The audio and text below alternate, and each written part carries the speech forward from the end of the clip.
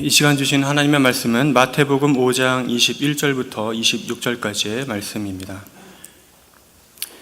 신약성경 마태복음 5장 21절부터 26절까지 말씀입니다.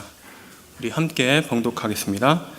옛사람에게 말한 바 살인하지 말라. 누구든지 살인하면 심판을 받게 되리라 하였는 것을 너희가 들었으나 나는 너희에게 이르노니 형제에게 노하는 자마다 심판을 받게 되고 형제를 대하여 라가라 하는 자는 공회에 잡혀가게 되고 미련한 놈이라 하는 자는 지옥불에 들어가게 되리라.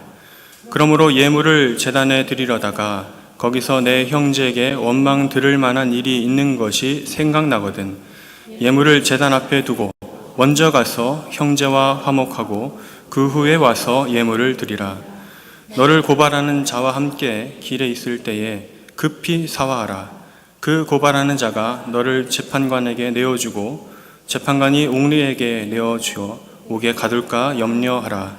진실로 내게 이르노니 내가 한 푼이라도 남김없이 다 갚기 전에 결코 거기서 나오지 못하리라. 아멘. 오늘 본문 이 말씀은 여러분 잘 아시는 산상수훈을 배경으로 하고 있습니다. 특별히 예수께서는 지금 바리새인들과 서기관들이 그동안 잘못 가르쳐온 율법에 대해서 그것을 바로잡아 주시는 작업들을 지금 하시고 계십니다. 그래야 예수님이 율법이 하나님 나라와 상관이 없다라는 것이 아니라 오히려 하나님 나라와 매우 관련이 있고 또 그것이 어떤 관련이 있는가를 지금 말씀을 통하여서 고쳐주시고 밝혀주시려는 것입니다. 특별히 우리가 읽은 이 본문의 21절에 보면은 옛사람에게 말한 바라고 말하면서 이 말씀이 시작합니다. 이 말씀은 율법 중에 가장 최상위 법이라 할 수 있는 10계명, 그 중에 6계명에 해당하는 6번째 항목에 해당하는 살인하지 말라라는 것을 예로 들어서 하나님 나라에 대한 그런 오해를, 그런 이야기를, 율법을 바로잡아 주는 부분입니다.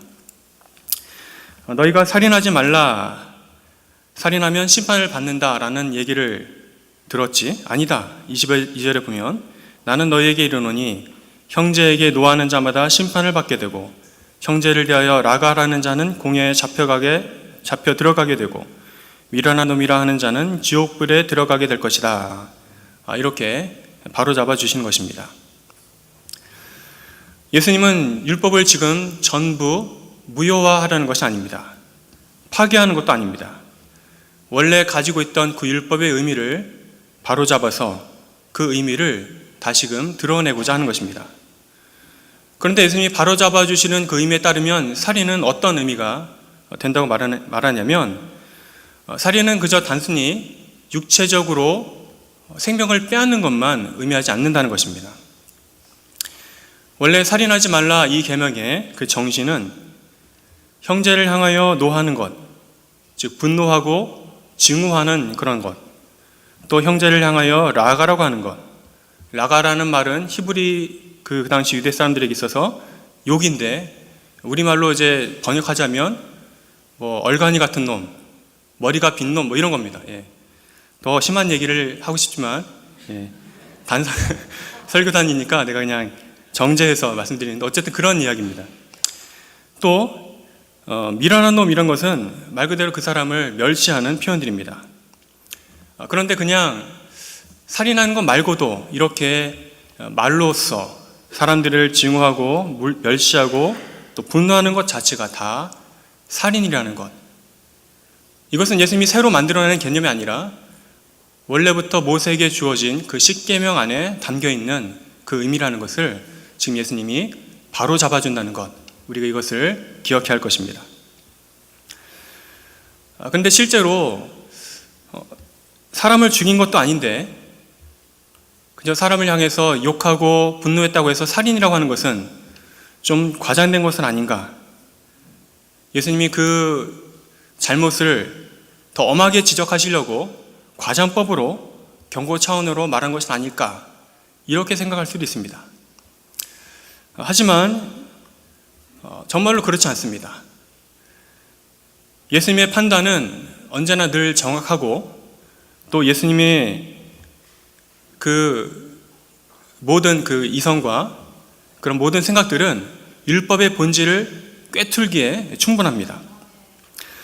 그러므로 예수님은 이 살인이라는 실행되어진 죄만, 그것이 잘못이 아니라 그 죄의 원인이 되고 있는 그 마음의 상태까지도 죄의 범주에 들어가게 된다는 것을 분명히 지적하고자 하시는 것입니다.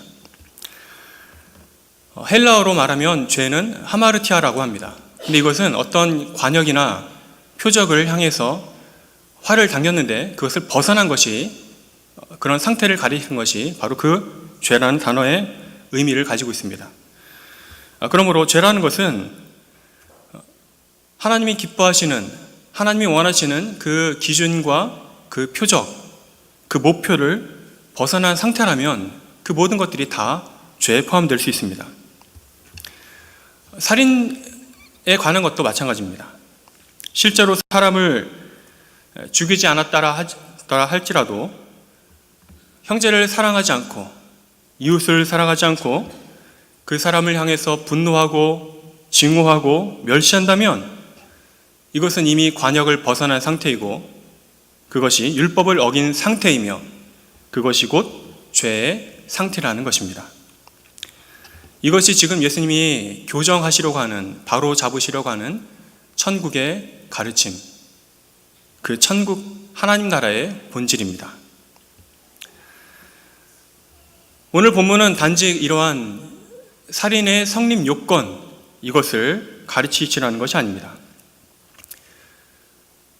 우리가 이 정신을 잘 따라가게 되면 예수님이 살인하지 말라라는 것을 바로잡아 주신 것이 이거는 살인이고 이것은 살인이 아니다, 이걸 말씀하는 것이 아니라 결국에는 사랑해야 한다는 것을 가르치려는 것을 우리가 깨닫게 될 것입니다. 결국에는 사랑입니다.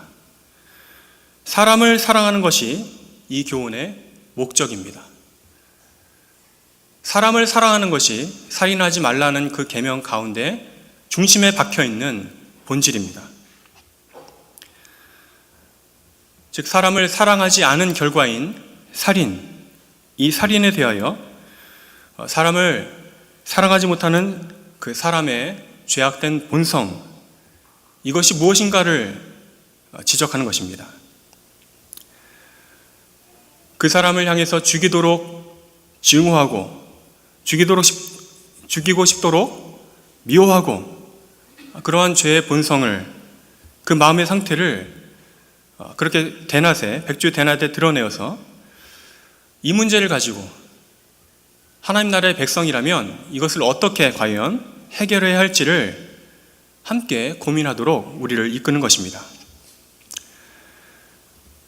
그래서 하나님 나라의 관점에서 보면 사람을 이해하고 또 사람을 사랑하고 또 그러한 사람을 사랑하지 못하는 나의 죄악된 본성을 거슬러서 서로 사랑할 수 있도록 교훈을 주시려는 것이 오늘 예수님이 이 산상수훈에서, 특히 이 오늘 본문에서 우리에게 주시는 중요한 가르침인 것입니다. 그러므로 살인하지 말라는 그 이야기는 생각보다 의외로 매우 단순하게 우리는 이해할 수 있습니다. 긍정적으로 이해하는 방법과 부정적으로 이해하는 방법이 있는데, 먼저 긍정적으로 말하면 살인하지 말라, 이 말은 사람을 죽도록 사랑해야 한다라는 것을 의미합니다. 또 부정적으로 말하면 살인하지 말라, 이것은 최소한 다른 사람에게 해를 끼쳐서는 안 된다, 이런 이야기입니다. 그러니까 우리가 하나님 나라의 백성이라면, 하나님 나라의 백성으로서 최대한으로 우리가 할 수 있는 것을 얘기하자면 형제와 이웃을 내 몸처럼 내 자신과 같이 사랑하는 것, 이것이 이 계명에 담겨 있는 정신입니다. 그리고 우리가 하나님 나라의 백성으로서 최대가 아니라 아주 최소한으로 말하자면 다른 사람에게 결코 해를 끼쳐서는 안 된다는 것, 이것이 이 계명에 담겨 있는 정신입니다.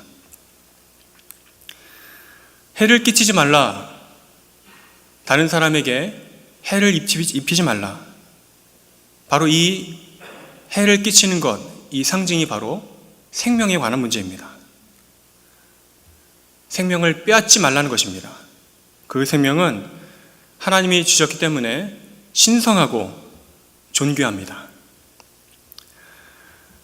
말하자면 하나님께서는 지금 모세에게 그 주신 10계명들은 우리가 할 수 있는 최대치를 요구하는 것이 아닙니다. 예를 들어서 안식일을 기억하여 거룩히 지키라 라는 이러한 우리가 듣고 있는 계명 대신에 안식일뿐만 아니라 매일매일 나한테 예배하고 경배하라 이러한 최대치를 우리에게 요구했다면 우리가 과연 어떻게 이것을 다 지킬 수 있었을까요? 또 우리가 어버이 주일로 드리고 있는데 하나님의 그 주신 계명에 내 부모를 공경하라 이런 계명 대신에 이렇게 말씀하지 않고 하나님이 만약에 내 부모를 신 다음으로 모셔야 된다, 하나님 다음으로 철저하게 섬겨라 이렇게 최대치를 요구하셨다면 누가 이것들을 가히 감당할 수 있겠습니까? 살인하지 말라는 이 요구도 마찬가지입니다. 이웃을 사랑하기가 그렇게 쉽지 않다면 최소한 이것은 하지 말아야 한다라고 주신 것이 바로 살인이라는 생명에 관한 계명입니다. 사람을 최대한으로 적극적으로 사랑하지 못할 망정 생명을 빼앗지 말아야 한다. 해를 끼쳐서는 안 된다. 우리가 해서는 안 될 가장 밑바닥의 것, 더 이상 양보할 수 없는 바로 그것, 바로 그 생명을, 그 기준을 우리에게 제시하시는 것입니다. 그러나 잘 생각해 보면 하나님이 우리에게 생명을, 다른 사람의 생명을 빼앗지 말라고 하셨다고 해서 그 사람을 죽이지 않았을 뿐이지, 예를 들어 내가 그 미워하는 사람을 납치해가지고 잡아다 놓고 죽기 직전까지 굶기고 고문하고 때리고 그런다면 이 계명을 잘 지켰다고 할 수 있을까요? 절대로 아닌 것이죠. 살인만 하지 않았을 뿐이지 사실상 납치하고 감금하고 고문하고 폭행하고 폭언하고 이런 모든 내용들이 사람을 사랑하는 행위에 포함되지 않기 때문입니다. 이것은 사람에게 틀림없이 해를 끼치는 내용들입니다. 따라서 근본적으로 살인하지 말라는 계명을 어긴 것입니다. 이뿐만이 아닙니다. 살인하지 말라고 해서 살인은 안 했지만 만약에 간음했다면 이 역시도 하나님 보실 때 범죄한 사람이 되는 것입니다.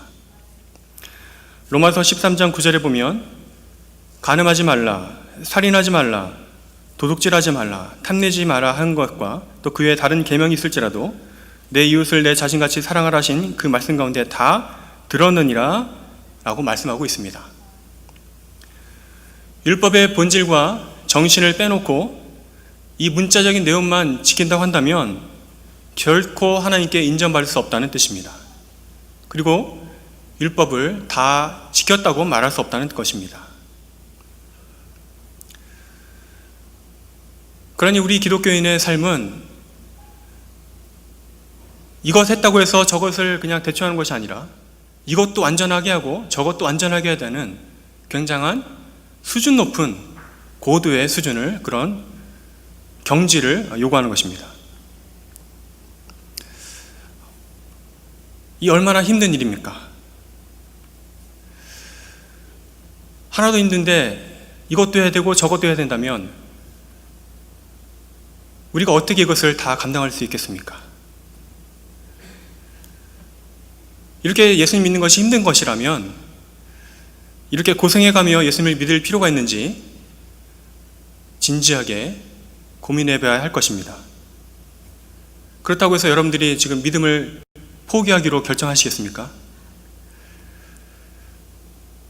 왜 예수님 믿는 것이 이렇게 힘들고 괴롭고 또 피곤한 일인데 왜 지금 여러분께서는 교회에 와서 안식일도 지키시고 또 부모님도 공경하고 또 이렇게 예배를 드리며 또 졸음을 쫓아가면서 하나님의 말씀을 듣고 계십니까?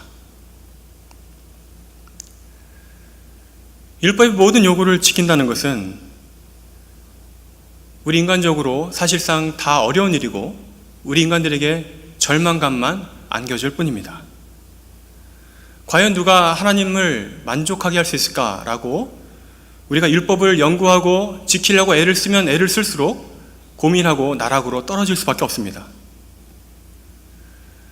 예수님께 나왔던 그 부자 청년의 그 절망감과 고민이 바로 그 죄인의 그 몸부림, 거듭나지 못한 그 죄인의 절망감을 대변하는 것입니다.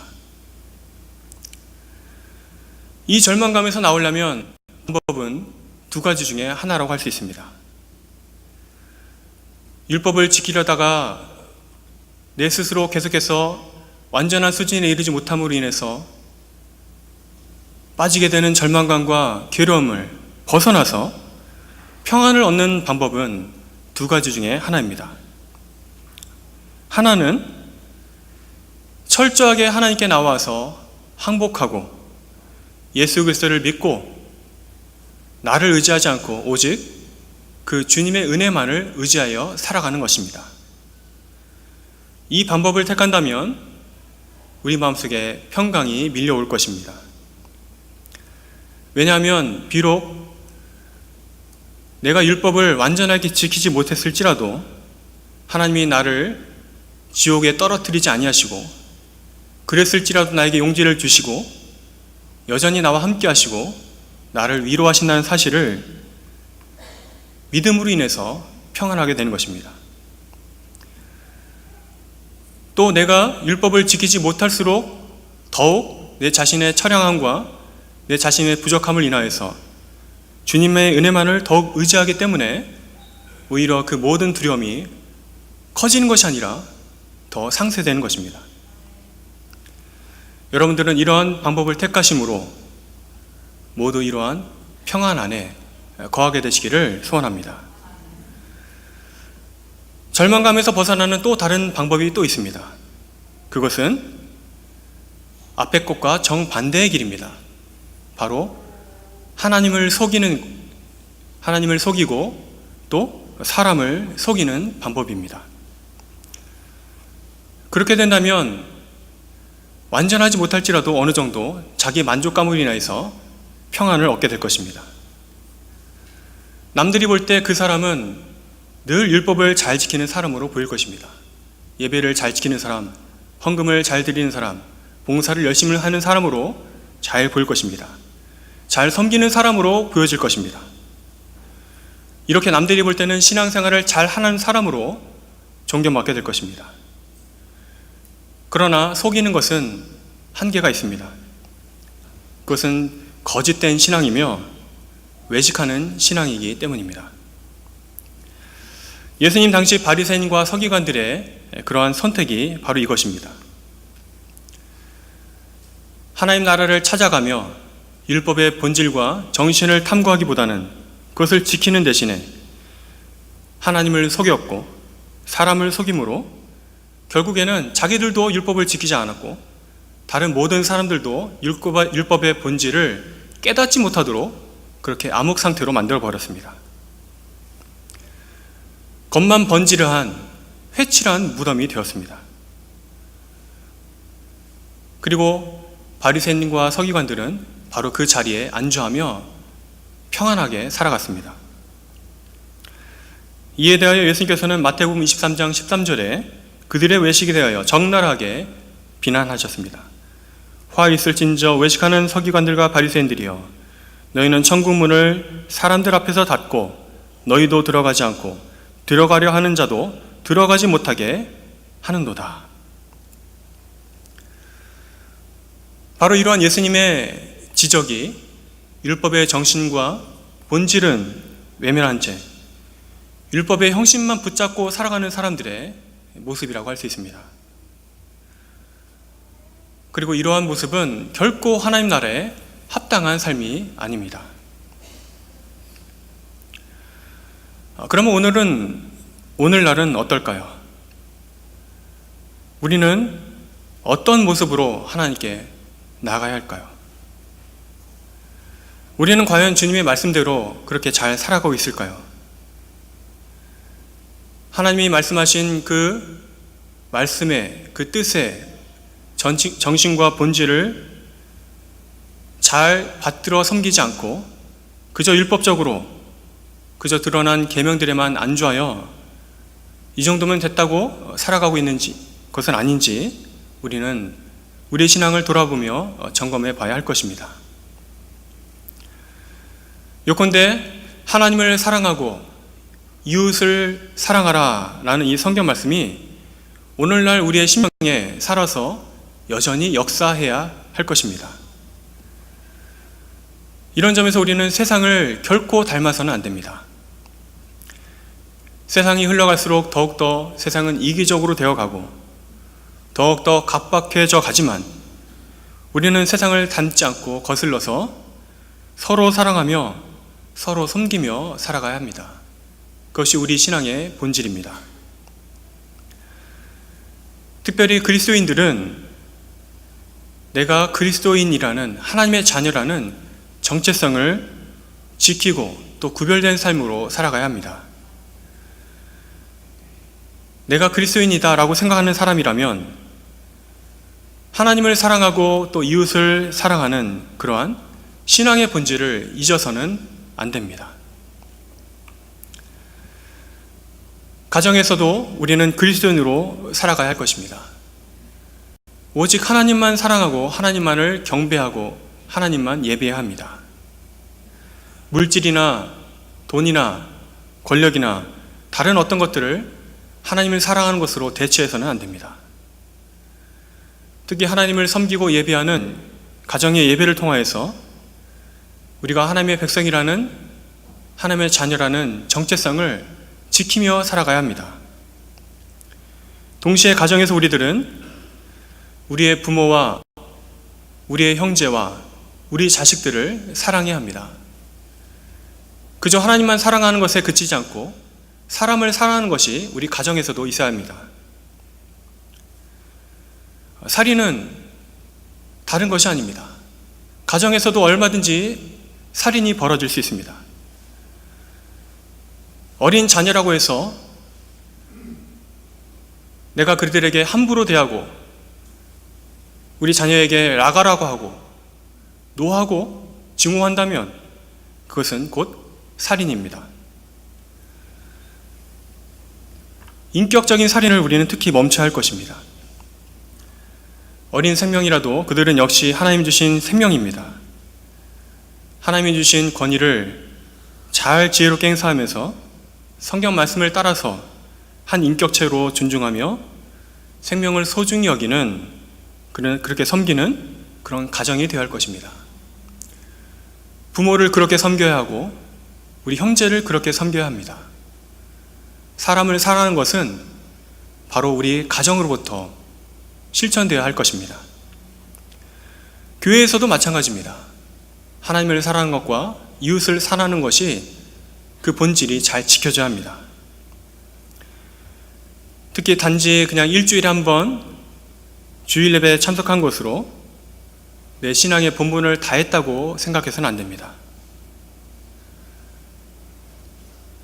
일주일에 한 번 예배를 드렸으니 하나님을 사랑했으니 내 할 일은 다했다라고 생각한다면 안 됩니다.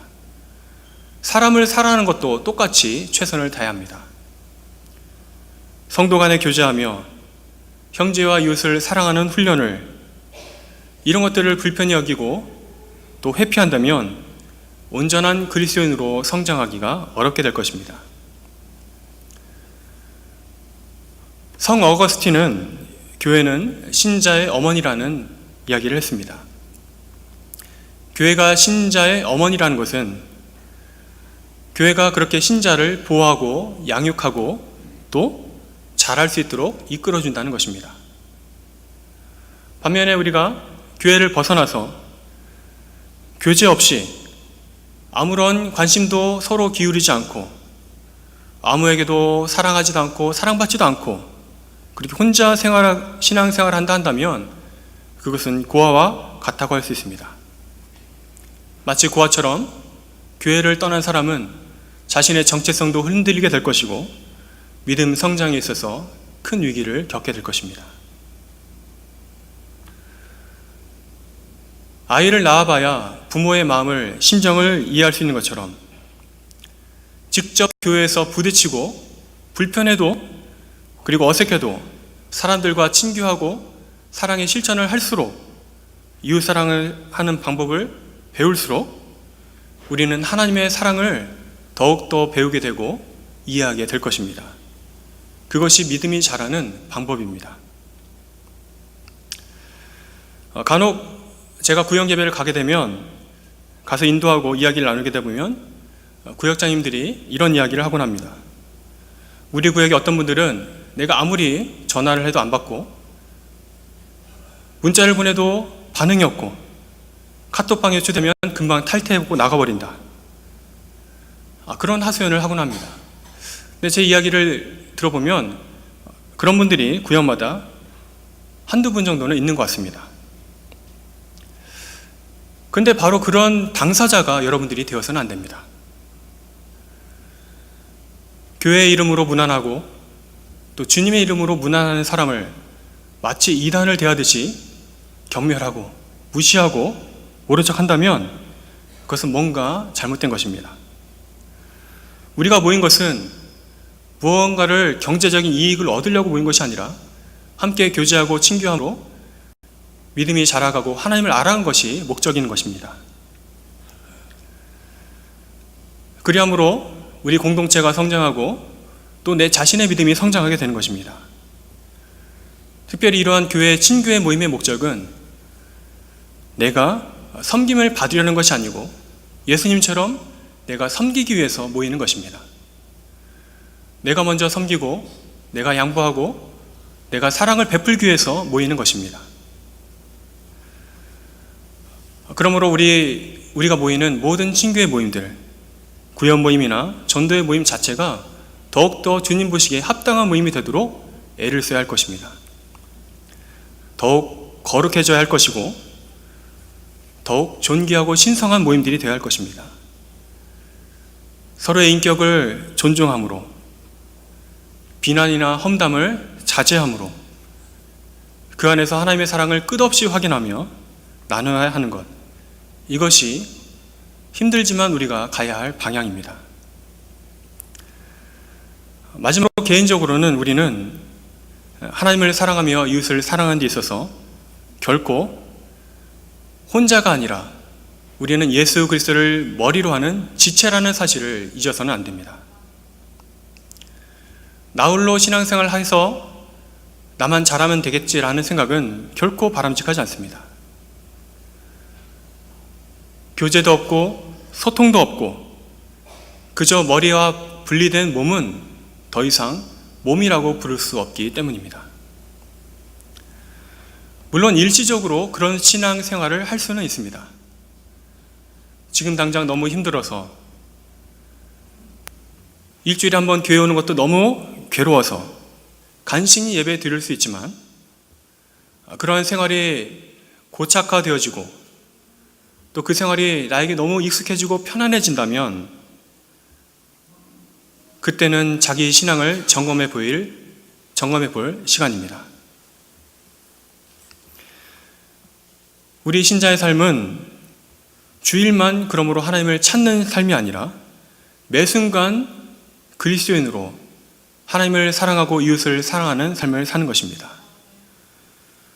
주일만이 아닙니다. 월요일부터 토요일까지 우리는 그리스도인입니다. 매일매일 하나님을 찾아야 하고 매일매일 하나님을 사랑해야 하고 매일매일 형제와 이웃을 사랑해야 할 것입니다.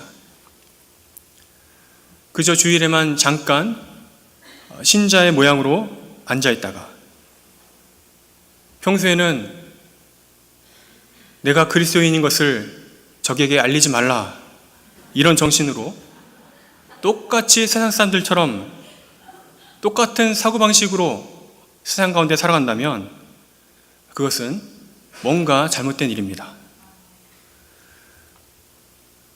또 오히려 더 극단적으로 굳이 알릴 필요가 없는데 나는 그리스도인입니다 라고 알릴 것도 없습니다. 제가 말씀드리는 것은 일부러 내가 그리스도인 것을 표내지 않는다 할지라도 주일뿐만 아니라 월요일부터 토요일까지 나의 인격과 나의 정체성은 항상 신자여야 한다는 것입니다. 날마다 말씀을 기억하고 말씀에 순종하고 말씀대로 정직하고 거룩하고 또 사랑하며 사는 것, 이러한 신자로서의 인격과 정체성을 잃지 않아야 할 것입니다. 다시 말씀드리지만 이러한 신자의 삶은 결코 쉽지가 않습니다. 그래도 우리가 이렇게 부딪히며 하나님을 사랑하고 이웃을 사랑하는 삶을 살아간다면 우리의 믿음은 한 걸음 전진하게 됩니다. 신자로서 경건하게 살고자 하는 자는 하나님께서 큰 위로를 부어 주실 것입니다. 무엇보다도 이것들을 내 힘으로, 나의 능력으로 감당하려 하셔서는 안 됩니다. 나의 부족함을 느끼고 깨달을수록, 나의 부족함을 인하여서 절망할수록 나 교회 안 다닐래 이렇게 나간 것이 아니라 더 그럴수록 주님밖에 없습니다라고 주님의 은혜만을 붙잡고 의지해야 합니다. 성령의 도우심을 믿고 구하고 간구해야 합니다. 오늘 말씀이 증거하듯이 하나님의 뜻은 단지 살인하지 말라라는 그 계명의 형식만을 요구하는 것이 결코 아닙니다. 하나님의 말씀은 형제와 이웃을 사랑하라 하는 이 본질을 결코 놓지 않습니다. 비단 이것은 살인하지 말라는 계명뿐만 아니라 내 부모를 공경하는 것도 포함되고 간음하지 말라는 것도 포함됩니다. 그의 모든 계명들이 하나님을 사랑하는 것과 이웃을 사랑해야 한다는 본질을 다 포함하고 있습니다.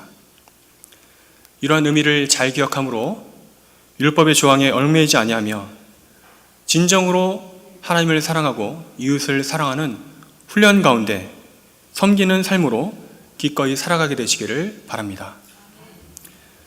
내가 진정으로 하나님을 사랑하는 사람이라면 똑같이 동시에 진정으로 이웃을 사랑하는 실천의 모습이 있게 되기를 바랍니다. 당장은 내 이웃이, 내 형제가, 우리 지체가 이해되지 않는다 할지라도 그 사람을 이해하기 위해 노력하고 그 사람을 섬기기 위해 노력하고 그 사람을 사랑하기 위해 노력할 때에 그때 우리 교회는, 하나님의 교회는 칭찬을 듣게 될 것이고 또 세상은 주님께 영광을 돌리게 될 것입니다. 그러한 역사가 우리 공동체 안에 충만하게 되기를 주님 이름으로 축원합니다. 그냥 기도하겠습니다. 하나님 아버지 감사드립니다. 주님께서 부족한 죄인들을 불쌍히 여겨 주셔서 나의 공로와 나의 힘이 아니라 오직 주님의 공로와 주님의 보혈로 우리를 구속하여 주시고 하나님 백성 삼아 주시니 감사드립니다. 이제 우리가 하나님 백성으로 살아갈 때에 여러 가지 율법의 요구들과 또 계명들이 있는 것을 볼 때에 그것들이 우리에게 더 이상 절망이 아니라 낙심되는 것이 아니라 더욱더 주님의 은혜만을 붙잡고 의지하는 그러한 중요한 가르침이 될 수 있도록 도와주시옵소서.